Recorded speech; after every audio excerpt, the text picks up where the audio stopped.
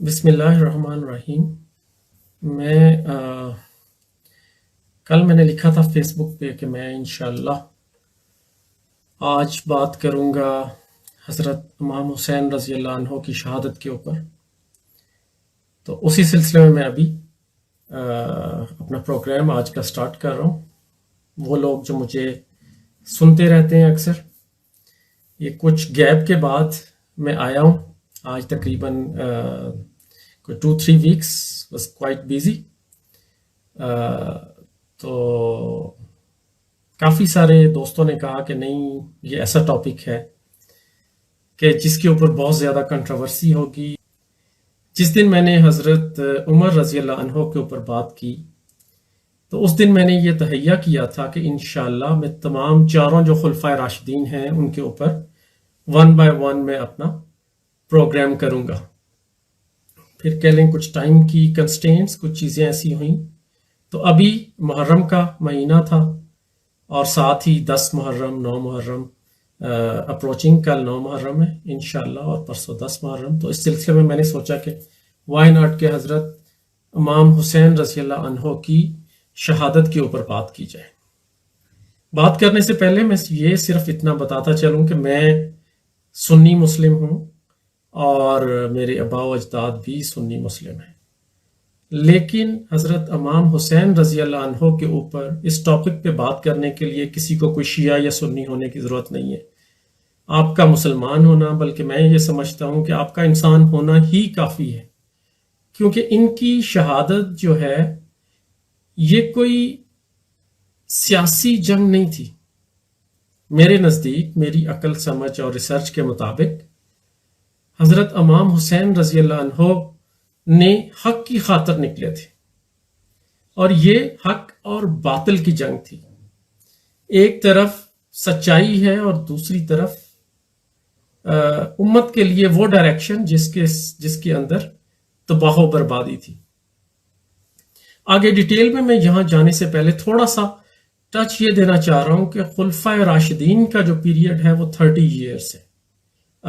Rightly guided caliph جسے کہا جاتا ہے، وہ 30 سال کا عرصہ ہے، اور حضور صلی اللہ علیہ وسلم نے اپنی زندگی میں یہ اس چیز کا انڈیکیشن کی تھی کہ میرے بعد، میرے یہ سال نبوت کے اور میرے بعد آنے والے جو اگلے 30 سال ہوں گے وہ آپ لوگوں کے اوپر اسی طرح ہوں گے جیسے سمجھیں کہ یہ ایک کنٹینیوٹی چلتی جائے گی۔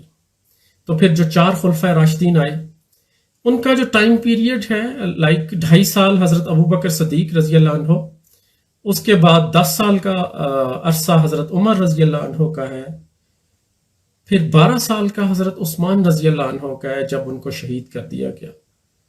تو پھر اس کے بعد حضرت علی رضی اللہ عنہ کا جو سلسلہ ہے وہ 4.5 سال تک چلا کہ جب ان کو خارجیوں نے، ابن ملجم نے شہید کر دیا۔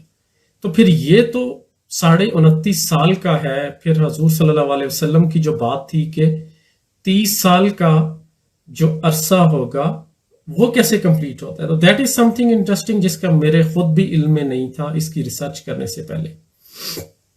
وہ 6 مہینے ہیں حضرت حسن رضی اللہ عنہ کے۔ اب یہ وہ 6 مہینے حضرت حسن رضی اللہ عنہ کی خلافت کے ہیں، تو ان اے وے آپ کہہ سکتے ہیں، اور یہ وہ انفارمیشن ہے جس کے اوپر تمام علماء متفق ہیں، چاہے وہ کسی بھی سیکٹ سے ہیں۔ تو یہ 30 سال کا عرصہ اس طرح پورا ہوتا ہے۔ اس کے بعد کا جو عرصہ ہے حضرت امیر معاویہ رضی اللہ عنہ کا، تو اس کو آپ خلافت راشدہ کے 30 سال میں کاؤنٹ نہیں کرتے، وہ پھر ایک ملوکیت کا سلسلہ شروع ہو جاتا ہے اس کے بعد۔ اب یہاں پہ جو چیز میں بتانا چاہ رہا ہوں کہ حضور صلی اللہ علیہ وسلم نے اپنی زندگی میں یہ کہا تھا کہ میرا یہ جو بیٹا ہے یہ امت کے 2 گروہوں میں صلح کرائے گا، اور یہ کس کے بارے میں کہا تھا؟ حضرت حسن رضی اللہ عنہ کے بارے میں۔ تو حضرت حسن رضی اللہ عنہ نے حضرت علی کی وفات کے بعد 6 مہینے خلافت کی، اور اس کے بعد یہ خلافت کا جو بیسیکلی حکومت تھی اس کو ہینڈ اوور کر دیا۔ ہینڈ اوور کس کو کیا؟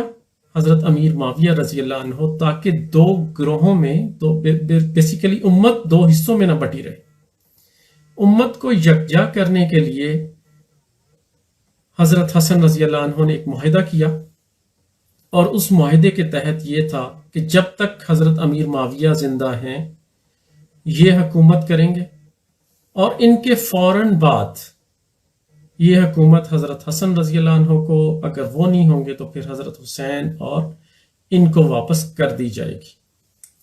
اب ہوا کیا کہ اس سارے عرصے کے دوران، یہاں میں تھوڑا یہ بھی بتاتا چلوں کہ حضرت عثمان رضی اللہ عنہ کی شہادت کے بعد جب حضرت علی کو مطلب سلیکٹ کیا گیا مجلس شورا نے، وہ جو مجلس تھی سارے کنسنسس کے ساتھ کہ یہ ہمارے کیلف ہوں گے، تو بہت مطلب میجورٹی نے تو ایکسیپٹ کیا، لیکن حضرت امیر معاویہ رضی اللہ عنہ نے اس کے آپ کے حضرت علی کے ہاتھ کے اوپر بیعت نہیں کی، اور مطالبہ کیا کہ سب سے پہلے حضرت عثمان رضی اللہ عنہ کے قاتلوں کو کیفر کردار تک پہنچایا جائے۔ اب حضرت علی جیسے کہ آپ کے علم میں شاید ہو کہ جو پہلے خلفۂ راشدین تھے تین، ان کا جو دارالخلافہ تھا وہ مدینہ سے وہ حکومت کرتے تھے، لیکن حضرت علی کے دور میں یہ کوفہ انہوں نے اپنا مرکز بنایا حکومت کے لیے۔ تو اب جب حضرت علی رضی اللہ عنہ اس کی طرف موو کیا کہ میں ان کو خارجیوں کو ان کو سزا دوں گا جنہوں نے حضرت عثمان رضی اللہ عنہ کو شہید کیا، تو اتنی ریزسٹنس آئی کہ اچانک ایک دفعہ کہہ لو ہزاروں کی تعداد میں وہ سارے اٹھ کے سامنے آ گئے کہ جی ہم سب ہیں قاتل حضرت عثمان کے۔ تو اب یہ نہیں تھا کہ ہم کہیں کہ حضرت علی نعوذ باللہ کہ ان کو سزا نہیں دینا چاہتے تھے ان قاتلوں کو، بلکہ یہ تھا کہ وہ مصلحت سے کام لے رہے تھے، وہ چاہ رہے تھے کہ زیادہ اور بلڈ شیڈ بھی نہ ہو، اور اس معاملے کو اس طریقے سے حل کیا جائے کہ معاملات سلجھ جائیں۔ لیکن شاید حضرت امیر معاویہ کا اپنا پوائنٹ آف ویو تھا، ایون اس میں حضرت عائشہ رضی اللہ عنہ کا بھی اس میں اگینسٹ آئیں حضرت علی رضی اللہ عنہ کے، کہ اور جیسے آپ کے علم میں ہے کہ دو جنگیں بھی ہوئیں، جنگ جمل اور جنگ صفین، اور کاز کیا تھی؟ حضرت عثمان رضی اللہ عنہ کی شہادت اور ان کے قاتلوں کا ٹائملی نہ پکڑے جانا۔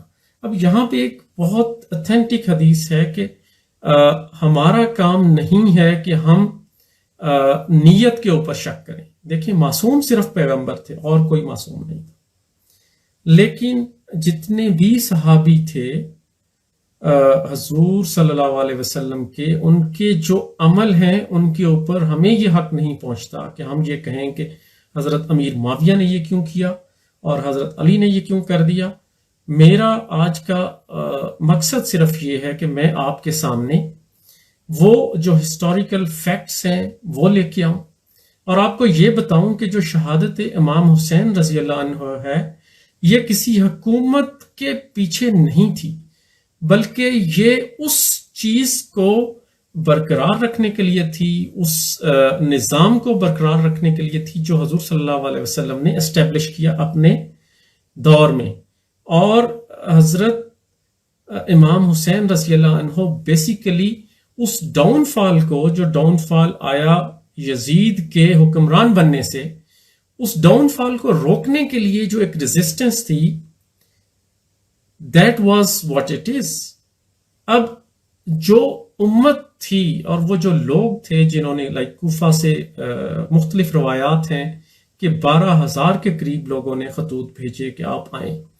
اب وہ لوگ کیا ڈھونڈ رہے تھے، میں بعد میں اس میں آؤں گا کہ ان لوگوں کا بعد میں پھر کردار کیا رہا۔ امت بیسیکلی ایک اسپرچول گائیڈنس کے لیے دیکھ رہی تھی کہ ان کا لیڈر کیسا ہو۔ یہ وہ دور تھا کہ جب گورنر مسجدوں میں نماز خود پڑھاتے تھے، جو لیڈر ہوتے تھے وہ لیڈ کرتے تھے ایگزامپل سے، اپنی وزڈم سے، اپنی انٹلیکٹ سے، اپنے ڈیسیژن سے۔ اور اس چیز میں تو شاید میرا نہیں خیال کہ کسی شخص کو بھی کوئی شک ہے کہ جو لیول آف انٹلیکٹ تھا حضرت امام حسین رضی اللہ عنہ کا، اس کو آپ کمپیئر کر ہی نہیں سکتے یزید کی انٹلیکٹ کے ساتھ۔ لیکن ہوا کیا؟ ہوا یہ کہ جب حضرت امام حسین رضی اللہ عنہ کو خطوط کے اوپر خطوط پہ خطوط آنا شروع ہو گئے، تو آپ نے مسلم بن عقیل جو کہ آپ کے فرسٹ کزن تھے، چچا زاد بھائی تھے آپ کے، ان کو بھیجا کہ آپ جائیں آن گراؤنڈ اور جا کے دیکھیں کہ کیا واقع ہی سچویشن ایسی ہے جیسے کہ مجھے خطوط مل رہے ہیں کہ میں جلدی سے آؤں، دیکھوں، کروں۔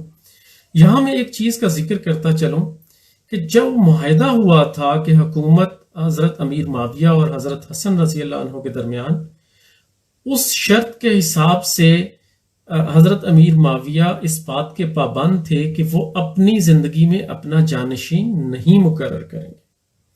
اب ایسے کیا حالات ہوئے، ایسی کیا وجوہات بنی کہ حضرت امیر معاویہ کو ایسا کرنا پڑا؟ بیٹی کی محبت غالب آ گئی، یا پریشر آ گیا ساتھیوں کا، یا آپ نے اکثر دیکھا ہوگا کہ بہت سارے لوگ کئی دفعہ پریشر سسٹین نہیں کر سکتے، کئی دفعہ کچھ خوش آمدی ایسے ہوتے ہیں، وہ یہ سمجھتے ہیں کہ جی آپ کے بیٹے سے بہتر کون ہوگا۔ اور اس کی ایگزامپل میں حضرت عمر رضی اللہ عنہ کے دور سے دوں گا، میں اس پہ بھی جب لیکچر کر رہا تھا تو حضرت عمر کو کسی نے کہا کہ آپ اپنے بیٹے کو کیوں نہیں اپوائنٹ کر دیتے، تو انہوں نے کہا کہ آپ میرے ہاتھ سے ظلم کروانا چاہتے، کہ وہ جو ایک صحابہ کرام کی کمیٹی ہے، late them decide, they are the right people۔ کیا حضرت ابو بکر صدیق نے اپنے بیٹے کو اپوائنٹ کیا؟ نہیں۔ کیا حضرت عمر نے اپوائنٹ کیا؟ نہیں۔ کیا حضرت عثمان نے اپنے بیٹے کو اپوائنٹ کیا؟ نہیں۔ حضرت علی کے بیٹے جب حضرت حسن کو بھی اپوائنٹ کرنا تھا تو حضرت علی رضی اللہ عنہ سے پوچھا گیا کہ کیا آپ چاہتے ہیں کہ ہم حسن کو خلیفہ بنا دیں؟ انہوں نے کہا کہ میں ایسا کچھ نہیں کہوں گا۔ انہوں نے کہا کیا آپ اس کو اپوز کرتے ہیں؟ انہوں نے کہا میں اپوز بھی نہیں کرتا، یہ جو کمیٹی ہوگی لیٹ دا کمیٹی ڈیسائیڈ۔ اب یہاں پہ حضرت امیر معاویہ رضی اللہ عنہ نے وہ جو ایک وعدہ کیا تھا، میں سمجھتا ہوں کہ وہ اس وعدے کی انہوں نے وعدہ خلافی کر دی، جو حضرت امام حسن رضی اللہ عنہ، اور اگر وہ نہ کرتے تو یزید کے لیے کبھی بھی وہ نہ اس کو نومینیٹ کرتے، نوئنگ فلی ویل۔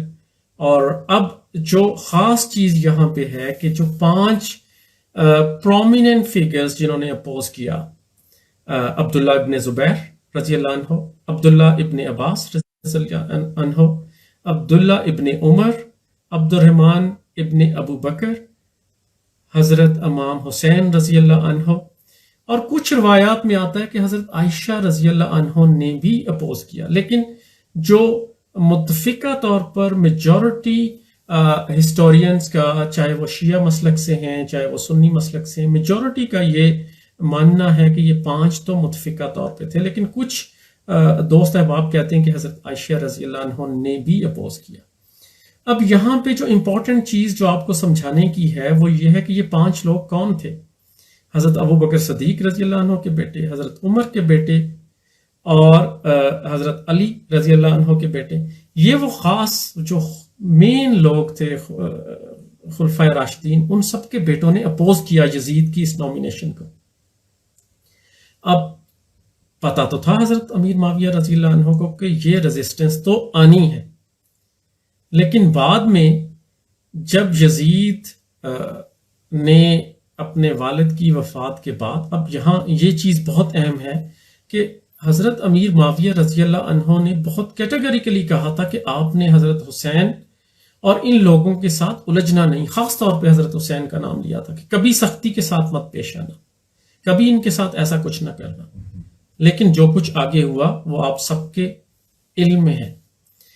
تو بعد میں عبداللہ ابن عمر بھی کائنڈ آف مان گئے۔ اب میں یہاں پہ یہ نہیں کہنا چاہ رہا کہ وہ کیوں مانے، جب میجورٹی علماء کا کنسنسس یہ ہے کہ لوگ بلڈ شیڈ نہیں چاہتے تھے، اور عبداللہ ابن زبیر اور حسین رضی اللہ عنہ، امام حسین، یہ 2 پیچھے بچ گئے۔ حضرت امام حسین رضی اللہ عنہ کو مدینہ کے گورنر نے اپنے گھر بلایا اور یزید کے لیے بیعت لینے کے لیے کہا۔ اب حضرت امام حسین نے بلا شبہ انکار کر دیا۔ اب حضرت امام حسین رضی اللہ عنہ کا وہاں سے مکہ موو کرنا اور مسلم بن عقیل کا کوفہ جانا، یہ وہ 2 چیزیں بہت اہم ہیں جو کہ آگے چل کے میں آپ کو بتاؤں گا۔ اب حضرت امام حسین رضی اللہ عنہ کو یہ تھا کہ عبداللہ ابن زبیر مکہ میں ہیں، وہاں ہماری سٹرینتھ تھوڑی بہتر ہوگی تو شاید ہم لوگ ایک سٹرونگ پوزیشن میں ہوں گے کہ ہمیں اس طرح جو ایک خطرہ ہے یزید کی طرف سے شاید وہ اتنا خطرہ نہ ہو۔ اب مسلم بن عقیل جب وہاں گئے، وہاں تو ہزاروں کی تعداد میں لوگوں نے ان کو ویلکم کیا، کچھ جگہوں پہ 12,000 کہا جاتا ہے، کچھ لوگ 17,000 کہتے ہیں۔ اگر 12,000 بھی لیں تو ہر گھر کے 4 سے 5 فرد بھی آپ لگائیں تو یہ 50-60 ہزار لوگ سمجھیں کہ ان کے پیچھے تھے، اور یہ وہ لوگ تھے جو کہ اسپرچول گائیڈنس چاہ رہے تھے حضرت امام حسین رضی اللہ عنہ سے۔ لیکن اس بات کا علم یزید کے پاس بھی چلا گیا کہ امام حسین رضی اللہ عنہ آ رہے ہیں کوفے کی طرف۔ اس نے کیا کیا کہ اس نے فوراً سے وہاں کے گورنر کو بدل دیا، اور ایک بہت ہی روتھلیس قسم کا شخص جس کا نام ابن زیاد ہے اس کو گورنر بنا کر فوراً ہی بھیج دیا کوفہ۔ اب یہاں پہ صحیح بخاری کی ایک روایت ہے جو میں آپ کو بتاتا چلوں کہ جس میں حضور صلی اللہ علیہ وسلم نے کہا کہ میری امت کی ہلاکت ہوگی قریش کے اوباش نوجوانوں کے ہاتھوں۔ یہ صحیح بخاری 6649 ہے اس کی حدیث، اور اس کے بعد پھر آتا ہے ابو عبیدہ رضی اللہ عنہ سے روایت ہے کہ میری امت کا نظام ٹھیک چل رہا ہوگا، اچانک ایک شخص آئے گا جو اس کو تقسیم کر دے گا۔ تو یہ ایک دوسری جو حدیث ہے اس سے میں بات کر رہا ہوں۔ ایک دفعہ حضرت ام سلمہ رضی اللہ عنہ ان سے روایت ہے کہ حضور صلی اللہ علیہ وسلم بہت ہی پریشان تھے، بلکہ ان کی آنکھوں میں آنسو تھے۔ تو آپ نے پوچھا کہ آپ اتنے پریشان کیوں ہیں؟ تو حضور صلی اللہ علیہ وسلم نے کہا کہ میری امت کے کچھ لوگ میرے اس بیٹے کو کربلا کا جو ایریا ہے اس ایریے میں شہید کر دیں گے، اور وہ مٹی کا کلر بھی دکھایا۔ اب یہ امپورٹنٹ چیز اس لیے ہے کہ ام سلمہ رضی اللہ عنہ جو کہ حضور صلی اللہ علیہ وسلم کی زوجہ محترمہ تھیں، وہ اس وقت زندہ تھیں جب یہ واقعہ ہوا۔ تو حضور صلی اللہ علیہ وسلم کا حضرت ام سلمہ کو ہی بتانا، اور پھر حضرت ام سلمہ کا اس وقت زندہ ہونا تاکہ وہ اس چیز کو انڈورس کر سکیں کہ ہاں یہ بات ایسے ہی ہوئی، یہ وہ واقعات ہیں۔ اب جب وہاں سے مسلم بن عقیل کا خط آتا ہے حضرت امام حسین کو کہ جی جو لوگوں نے خط لکھے تھے یہ بالکل ایسے ہی ہے، اور یہاں ہزاروں لوگ آپ کے ہاتھ پہ، میرے ہاتھ پہ بیسیکلی آپ کے لیے بیعت کر چکے ہیں۔ تو حضرت امام حسین نے کہا اچھا ٹھیک ہے اب میں چلتا ہوں۔ اب جب جانے کی بات کی تو آپ کے جو انکل ہی لگتے ہیں حضرت علی کے فرسٹ کزن تھے عبداللہ ابن عباس، انہوں نے روکا، انہوں نے کہا کہ حسین آپ کو نہیں جانا چاہیے، کیونکہ آپ کو کوفہ کے لوگوں کا نہیں علم، یہ لوگ دھوکہ کرتے ہیں، انہوں نے آپ کے والد کے ساتھ بھی دھوکہ کیا، اب یہ آپ کے ساتھ بھی دھوکہ کریں گے، تو آپ بہتر ہے کہ کوفہ کی طرف نہ جائیں، ایک قتل و غارت ہوگی، بہت کچھ ہوگا۔ اس کے بعد عبداللہ ابن عمر نے بھی روکا حضرت امام حسین رضی اللہ عنہ کو جانے سے، لیکن حضرت امام حسین رضی اللہ عنہ کا کہنا یہ تھا کہ میں کسی جنگ کے لیے نہیں جا رہا، میں تو اپنے بچوں کو، اپنی بیوی کو، اپنے پورے خاندان کو لے کے جا رہا ہوں، میں تو اس نیت سے جا رہا ہوں کہ میرے اوپر، میں سمجھتا ہوں کہ یہ فرض ہے، میرے نانا کی جو تسلسل تھا، جو ایک انہوں نے سسٹم، ایک نظام بنایا تھا، اس نظام کی جو تسلسل ہے اس کو برقرار رکھنے کے لیے میں جا رہا ہوں، اور یہ اللہ کے حکم کو پایہ تکمیل تک پہنچانے کے لیے میں جا رہا ہوں، کیونکہ قرآن میں بھی آتا ہے کہ جب آپ کو پتہ چل جائے کہ آپ حق پر ہیں اور اس حق کے راستے پہ کھڑا ہونا آپ کے اوپر فرض ہو جاتا ہے، چاہے پھر آپ تعداد میں کم ہی کیوں نہ۔ مختلف روایات میں مختلف نمبرز ہیں، 103 کہیں پہ لکھا جاتا ہے کہ یہ لوگ گئے، پھر رستے میں کچھ کم ہو گئے، اور جب کربلا کے میدان میں پہنچتے ہیں تو وہاں 72 لوگ تھے۔ ان 72 لوگوں میں آپ کے خاندان کے، اہل بیت کے بہت قریبی لوگ، اور جب میں کہتا ہوں بہت قریبی لوگ تو اہل بیت کے بیسیکلی حضرت علی رضی اللہ عنہ کے 11 بیٹے تھے جو کہ 11 کے 11 شہید ہوئے. پھر آگے ان بیٹوں میں سے حضرت حسن رضی اللہ عنہ کے بیٹے وہ شہید ہوئے. حضرت حسین رضی اللہ عنہ کے بیٹے علی اکبر اور چھوٹے ننے علی اصغر جو کہ 6 ماہ کے تھے وہ شہید ہوئے. حضرت عباس رضی اللہ عنہ کے 2 بیٹے شہید ہوئے. جعفر ابن ابی طالب جن کی زوجہ محترمہ زینب تھیں ان کے 2 بیٹے اون اور محمد وہ شہید ہوئے. پھر ان کا تیسرا بیٹا بھی شہید ہوا. مسلم بن عقیل کے بیٹے شہید ہوئے. یہ وہ جنگ تھی. لیکن جنگ سے پہلے یہ میں بتاؤں کہ ابن زیاد کی سختیوں کا علم تھوڑا سا ہونا شروع ہو گیا تھا جب حضرت امام حسین رضی اللہ عنہ کو پتہ چلا کہ مسلم بن عقیل کو شہید کر دیا گیا. اب حضرت امام حسین رضی اللہ عنہ کا کہنا یہ تھا کہ میں عمر بن سعد جو کہ سعد بن ابی وقاص کے بیٹے ہیں، اس وقت وہ کمانڈر تھے یزید کی آرمی کے. اچھا وہ اس وقت کمانڈر تھے. اب دل میں ایک سافٹ کارنر تھا حضرت امام حسین رضی اللہ عنہ کے لیے. اب سختی بھی نہیں کر پا رہے تھے، لیکن انہوں نے کہا کہ آپ ابن زیاد کے ہاتھ پہ یزید کے لیے بیعت کر دیں. پہلے تو کوشچن کیا کہ آپ آئے کیوں ہیں. حضرت امام حسین رضی اللہ عنہ کا کہنا تھا کہ یہ جو 2 اونٹ آپ کو نظر آ رہے ہیں یہ خطوط کے ہیں، اور یہ وہ خطوط ہیں کہ جو کوفہ کے لوگوں نے مجھے بھیجے. اب دوسری طرف جب مسلم بن عقیل رضی اللہ عنہ کو شہید کر دیا گیا اور جو ان کے ہوست تھے ہانی ابن عروہ ان کو بھی شہید کر دیا گیا، تو اس سے پہلے کوفہ کی مسجد میں پہلے ہزاروں کی تعداد میں یہ لوگ آئے. پھر آہستہ آہستہ کم ہوتے ہوتے ایک ٹائم آیا کہ مسلم بن عقیل اکیلے رہ گئے اور ان کو کھانے کے لیے یا پناہ کے لیے بھی کوئی جگہ نہیں مل رہی تھی، اور اس وقت ایک بوڑھی عورت نے ان کو اپنے گھر میں جگہ دی.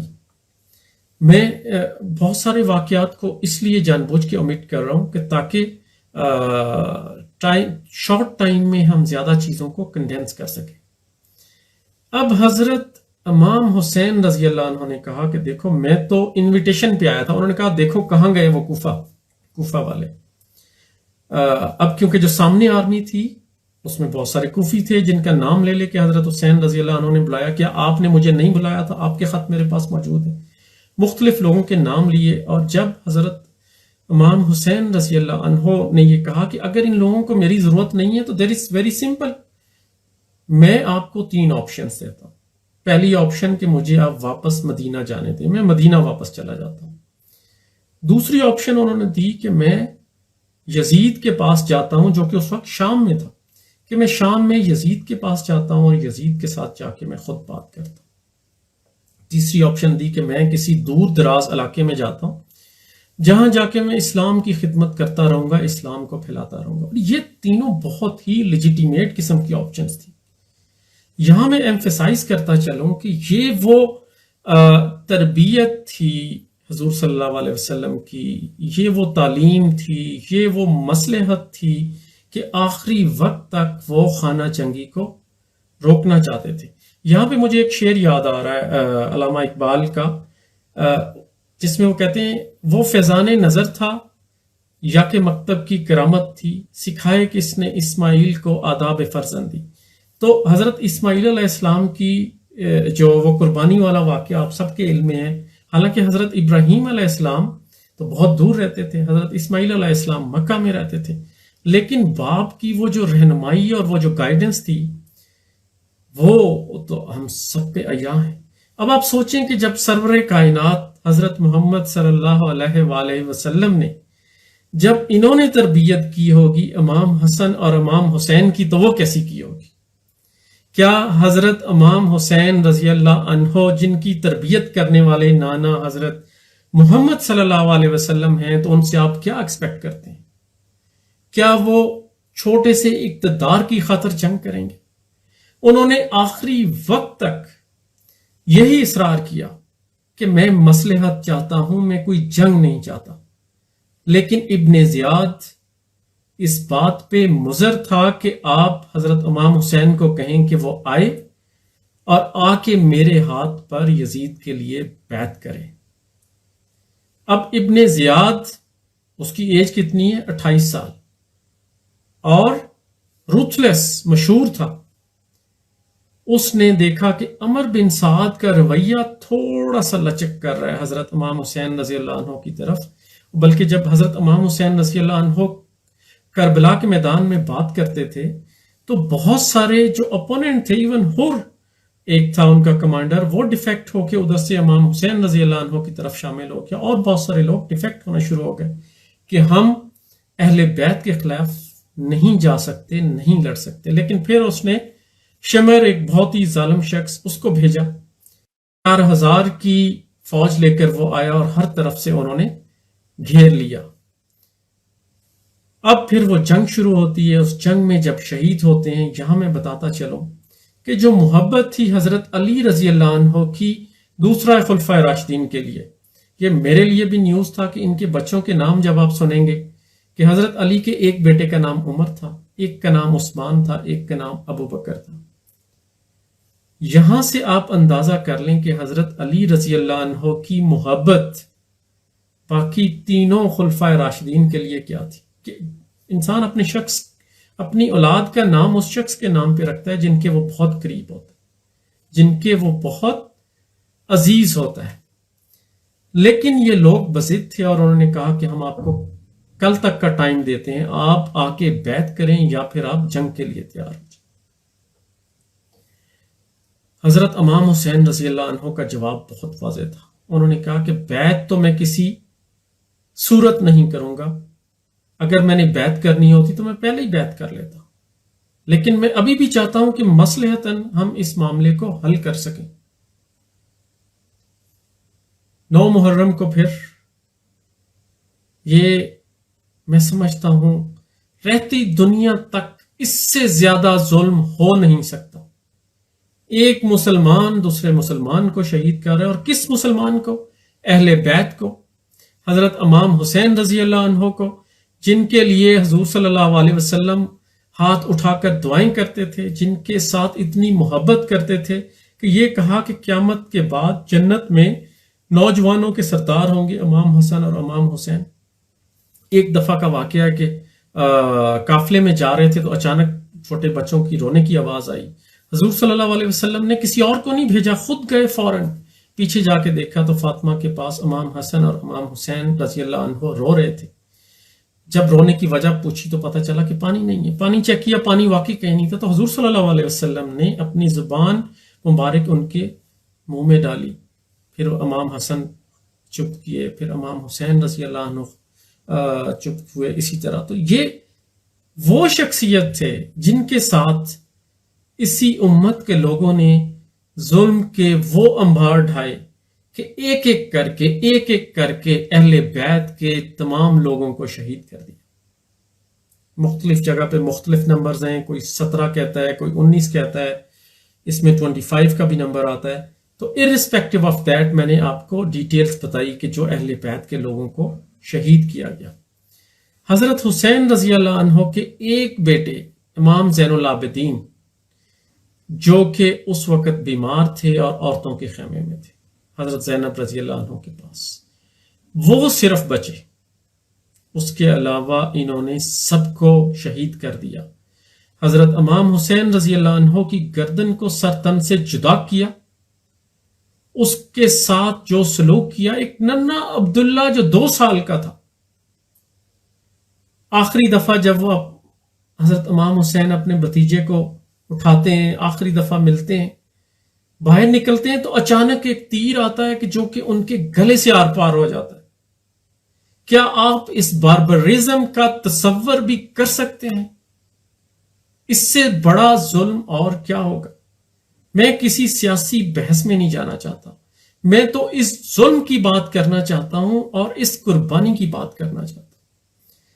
یہ اس سے بڑی قربانی اور کیا ہو سکتی ہے کہ امام حسین رضی اللہ عنہ نے نہ صرف اپنی جان دے دی ایک اصولوں کی خاطر، حق کی خاطر باطل کے سامنے ڈٹے رہے، بلکہ اپنے پورے خاندان کی شہادت دے دی.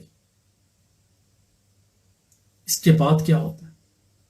حضرت امام حسین رضی اللہ عنہ کے سر کو نیزے کے اوپر کھڑا کر کے لے جایا گیا، لوگوں کو دکھایا گیا، اور اس کے ساتھ سٹک کے ساتھ پتہ چلا مارا گیا۔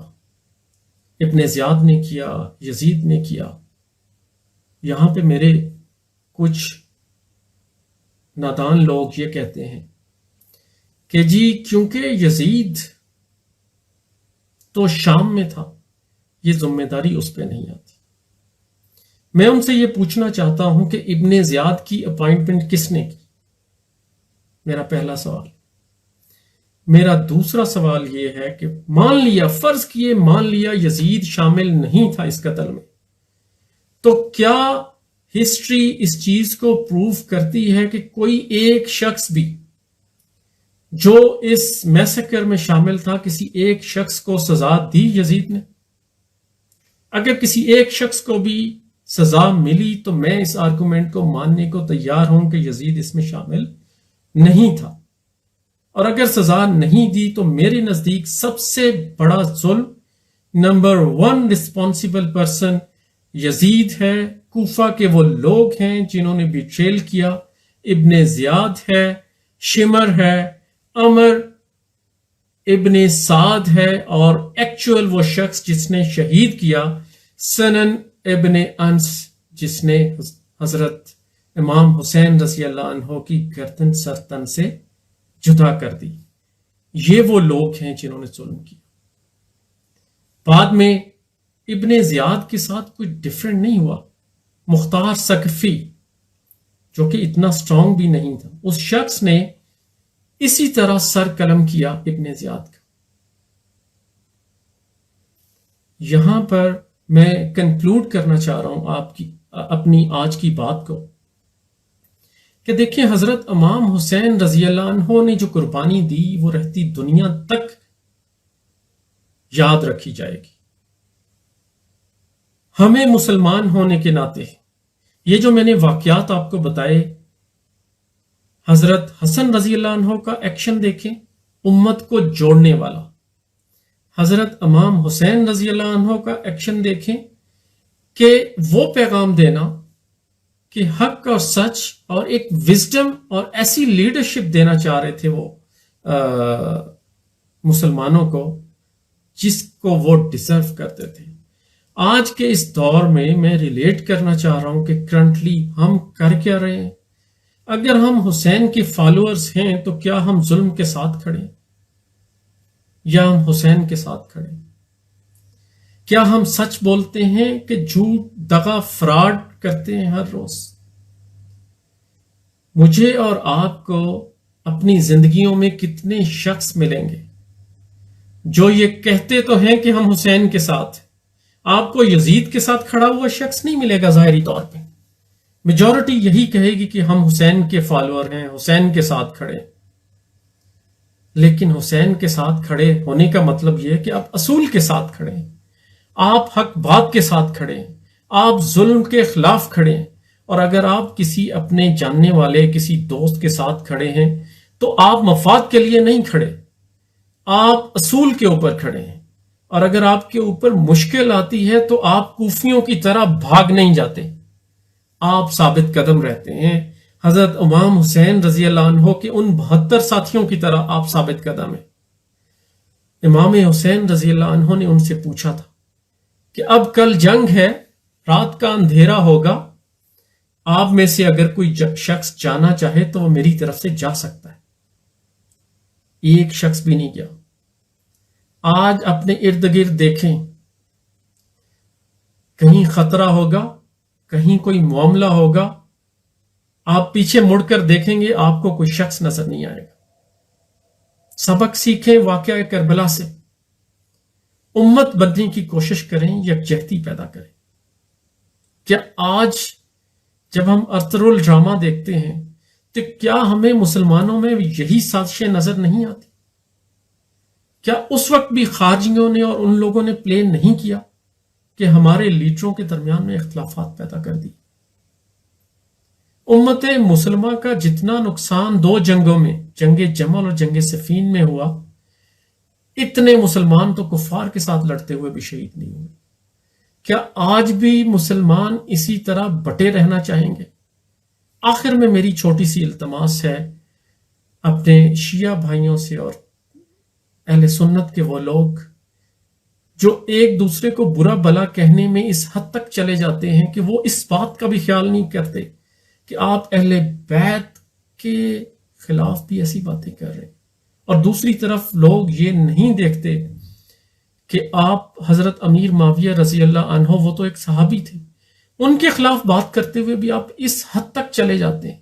میں اور آپ کوئی نہیں ہوتے فیصلہ کرنے والے، اللہ تعالیٰ کی ذات جس نے غلط کیا ہوگا اس کو سزا دے گی۔